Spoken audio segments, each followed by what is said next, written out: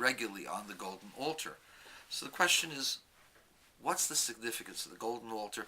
Why is the golden altar not mentioned in this week's Torah portion, first mentioned next week? So just a thought.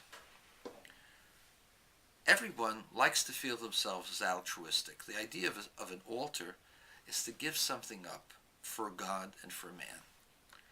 What is the idea of the altar? The idea of the altar is that we give something up that's sweet-smelling, that's really very, very sensitive, that's very pure, not something material.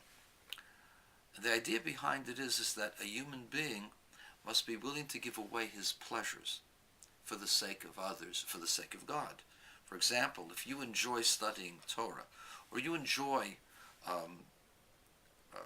research, or you enjoy making money, sometimes you have to give away your personal pleasure to help another person.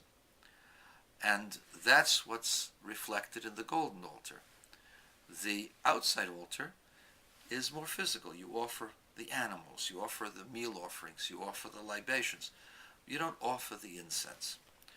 What does that represent? It represents the following. The world is filled with a lot of pain and suffering.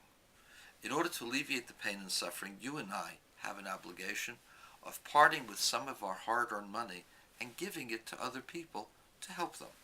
That is the obligation of charity, and the charity is something which is universal. Every person must give charity. Even poor people must give charity. And we must help those people who are less fortunate than ourselves. Giving money, giving material goods, is like the outside altar. It's a gross thing. You're giving something up that is material and means only material to you. The golden altar represents giving up something that's subtle, something that's spiritual, something that you like doing. For example, if you like and enjoy good music, or if you like and enjoy research or understanding things, and you give up your time to help someone else, now that doesn't look like as big of a sacrifice as the outside altar, but it is a greater sacrifice because you're giving up that which you love and that which you enjoy for someone else. But it's not something that's visible. Nobody sees it. It's something that only you and God know. And in that way, it's of a higher nature. It's a higher sacrifice because you're giving up your pleasures. You're the deepest part of your soul. You're giving up for a higher purpose.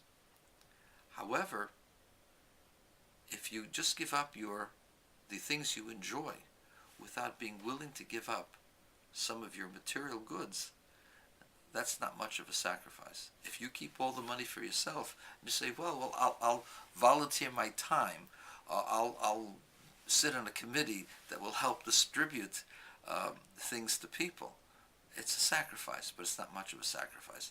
And it doesn't indicate anything great upon the person, because the person is unwilling to part with anything that he or she has for the sake of others. So the first thing that you're asked to do is to give something up that's tangible. And then, that's not enough.